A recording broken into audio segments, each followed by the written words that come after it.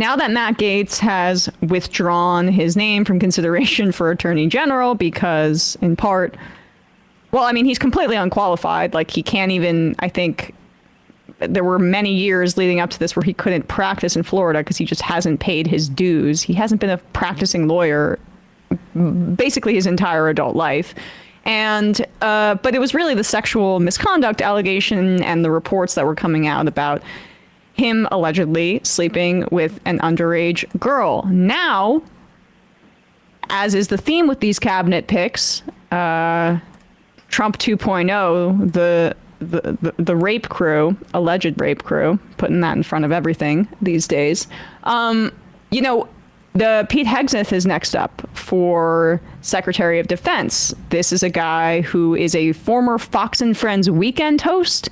Yes, he's an Army National Guard veteran, but he hasn't served in government really since then. After his service, he wrote books like The American Crusade. That was the name of it, where he talked about how there were issues with Muslim birth rates in Michigan.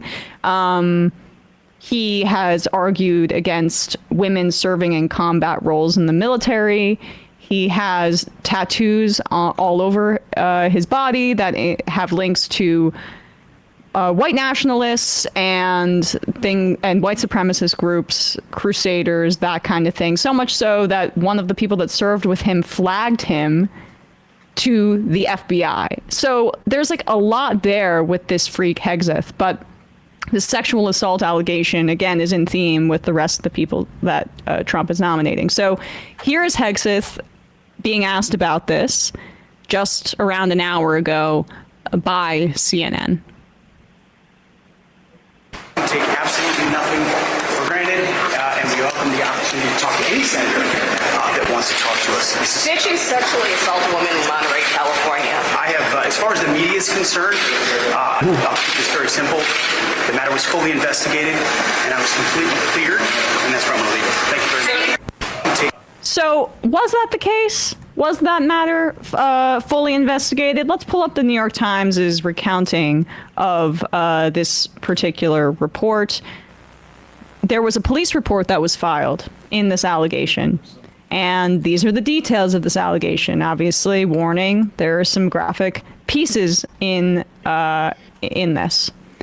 So this is, again, his choice for defense secretary. Scroll down a bit here.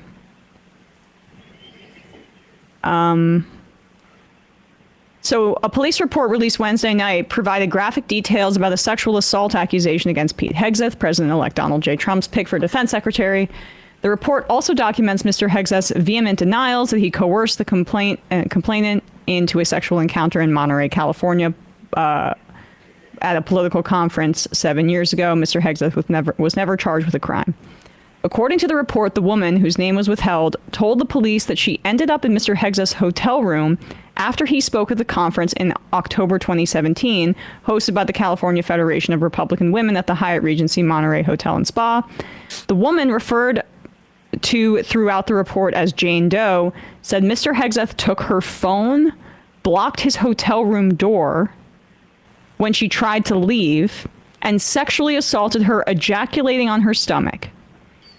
She said that her memory was hazy and that she had drunk far more alcohol than usual throughout the day. But there's another piece of that as well. Mr. Hegseth told police that he repeatedly sought the woman's consent for sex, making sure she was comfortable with what was going on, including the fact that he was not using a condom.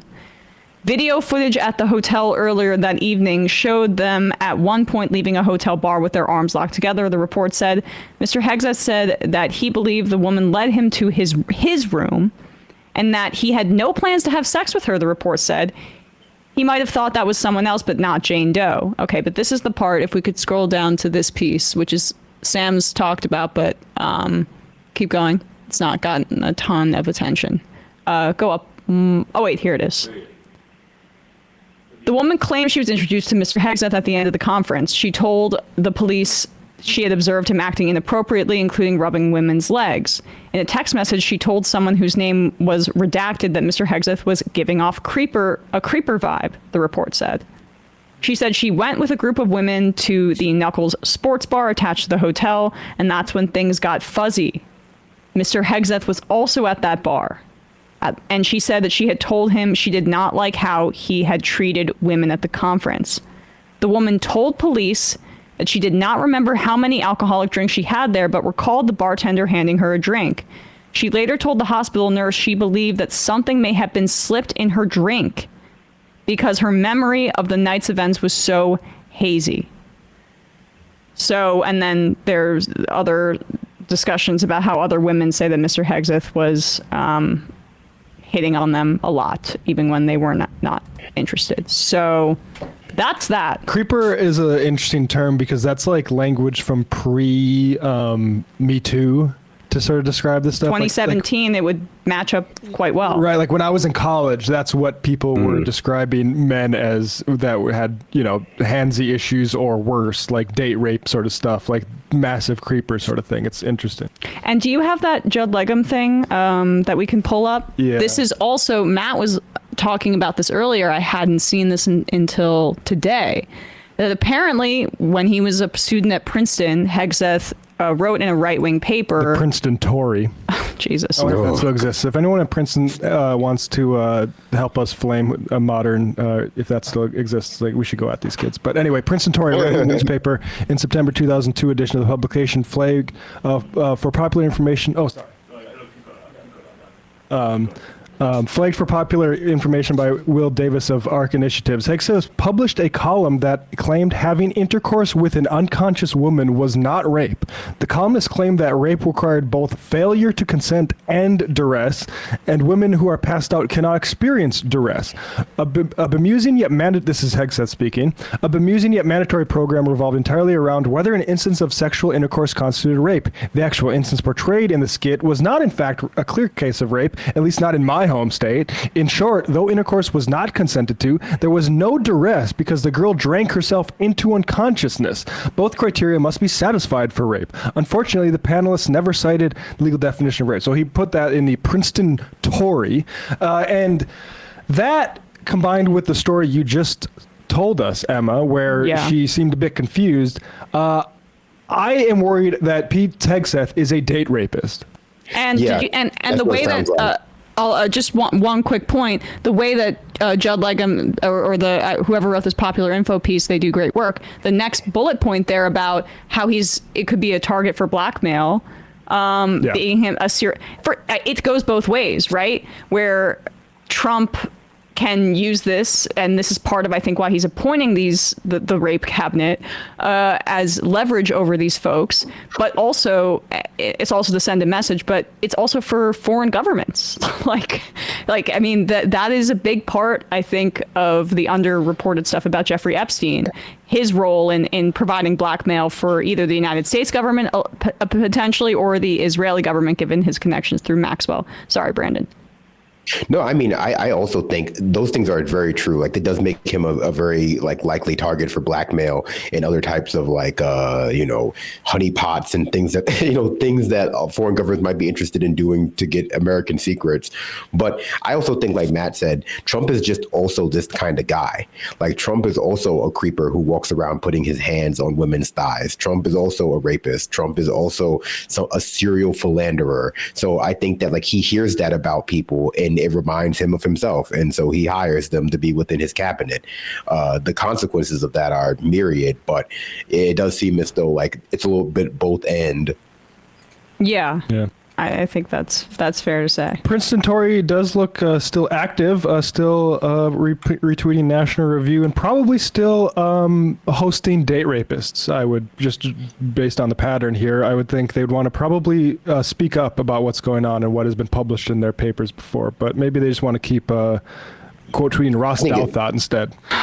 I think it's very telling that he would publish something like that, that he would publish something, not just believe it, because you can believe a lot of things that you don't put out there for public consumption.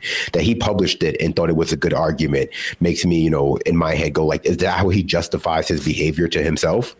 Or that it matches up quite well with the circumstances laid out in that police report. Right. I mean, it's not surprising that he would write something like that, honestly. A lot of these guys have no qualms with posting this stuff because they believe they are right. I mean, I remember when another right-wing, pundit / figure came onto the scene, Mike Cernovich. His whole thing was that date rape isn't a thing. You can't date rape someone. It doesn't exist, he said. Yeah. So, I mean, that's marital rape, they'd also say, doesn't exist, right? That's just how these guys think. That's how they view women. They know that there's enough people out there, at least in power, who agree with them and that it's not going to hurt their career. In fact, it'll probably help it. So this is what they do, and this is what they say, and this is what they believe, and they face no consequences. Any college students at any of these campuses with right-wing groups, get in touch with me because, for a long time I've been saying too much focus on college campus, leave those kids alone. No more for me on this stuff. Princeton Tory, these types of fascist rags, they need to be countered. And also the Federalist Society that trains all these lawyers, there needs to be some disruption among that sort of thing. There needs to be more contention with these little fucking Nazis. Well, especially date rape apology, and then just continue talking about and the kids are less or more gay. Maybe there's a queer Get the fuck out of here. Well, especially given what we've seen with the unfortunate shift of men 18 to 29, which is in that age bracket you're going to college, towards Trump. We have to be combating this radicalization of a younger generation where a lot of it's a media landscape that I don't even fully understand. But then you have the formalization of those kinds of processes through these right-wing groups at Ivy League institutions that just funnel these guys to the top. Let's be real. This is where it comes from. All the media wants to point to yokels and hicks and stuff. It comes from Ivy League frats and these right-wing fucking freaks. And these are the people who implement it. These are the people who lead it in culture. These people are the problem. Yeah, I mean, I will say just two things. It does, spit in the face that there is a news outlet at American University that is still around that used to publish date rape apology. When all we hear about on college campuses is that right wingers feel afraid to raise their hand in class lest they be put in the stockades and have rotten fruit thrown at them. And yeah, I'm sure a lot of people who wrote for the Princeton Tory are now columnists at the New York Times. And that's where they learn to start laundering in these kinds of arguments into the public discourse that, yeah, maybe a few people can look at them and see that they're on their face ridiculous. But some people out there, especially with a culture of misogyny that we live in, think that, yeah, it's a woman's fault if she gets too drunk and gets taken advantage of on a date. And that's what they're, still promoting. Yeah, no, we're getting back to that intimidating college students, conservative college students. We're going to get right back to that. I actually think this is a really interesting, whole different, related but secondary, because it deserves its own piece, conversation about college's role in what's going on today. I mean, just think about how all these right-wing media figures are invited to speak and get paid on these college campuses. I don't know of any sort of industry on the left, not even like left as in progressive media. I just mean anyone who's to the left of center, where that I don't know of any industry even anywhere near or what the right has on college campuses. Why is it that it's important to pay these right wingers for their thoughts and for them to come and speak on these schools and write in articles and do all this stuff? Yet there's no industry that hears the other side and brings them and encourages them to speak on college campuses. Well, because right wingers have a targeted propaganda arm aimed at going onto college campuses to give talks like this. When, right wingers complain about leftists going onto college campuses, they're just complaining about people giving their book tour, a professor of poli-sci giving a book tour, and that professor of poli-sci or that professor of sociology happens to like write sometimes about economics in a way that is not Heritage Foundation approved. And so they can call it like a leftist professor coming in, and in their minds, they're just balancing it out. But they have targeted campaigns because the far right, despite not being, Marxist, they are Marxian in their understanding of power. And they're very concerned about like the building of the hegemony at college campuses.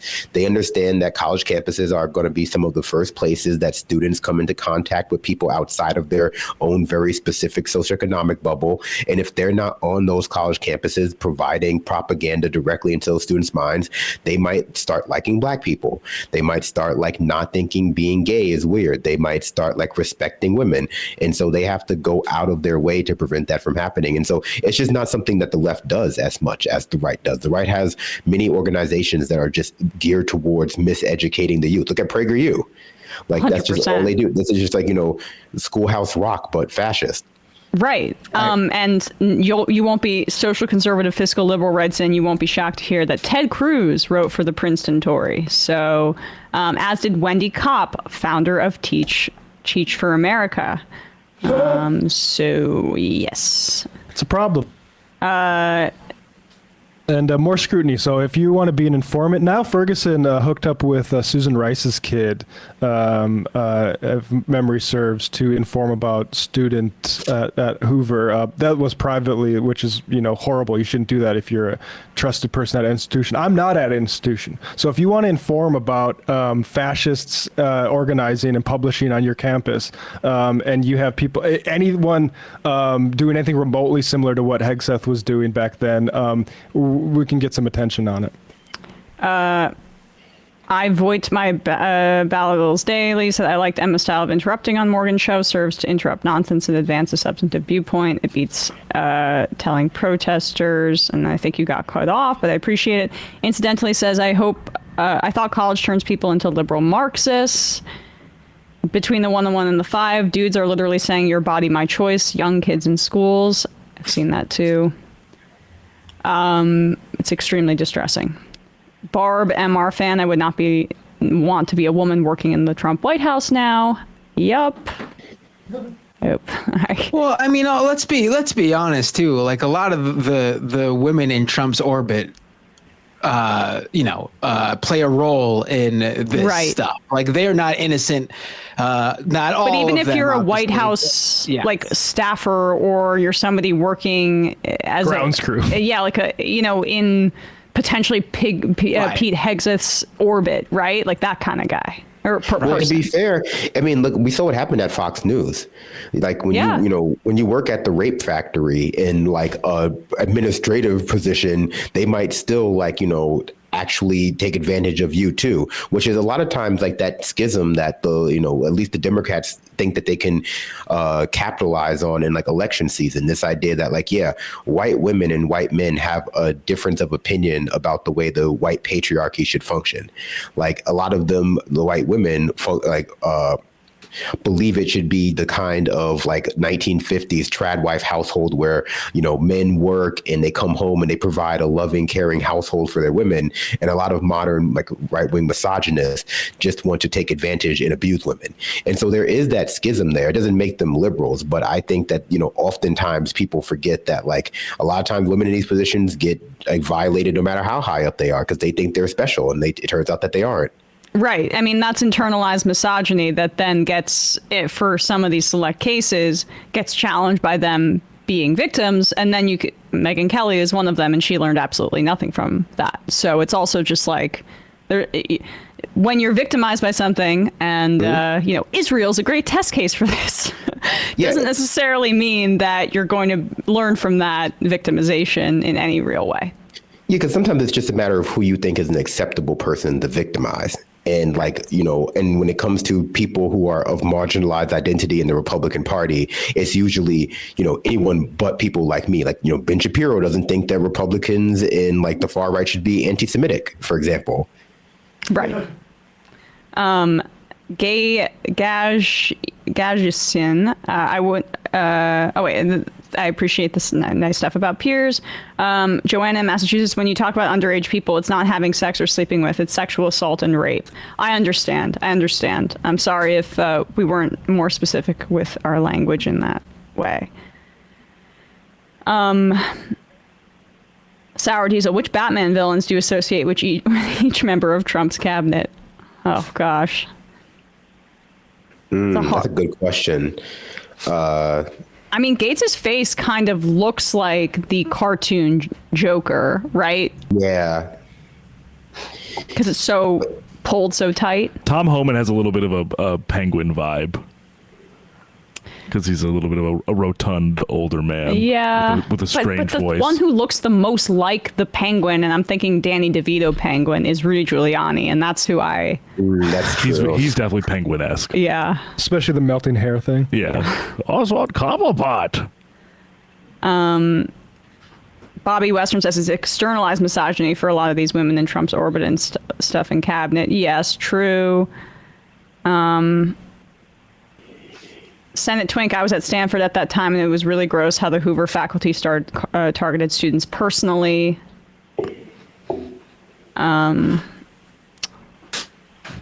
Someone writes in, another person saying, yes, Ted Cruz wrote for the Princeton Tory. Hey, folks, don't forget to hit the subscribe button and check out our daily show. We do it every day at 12 p.m. Eastern for about 2.5 hours. We even take phone calls. You should check that out.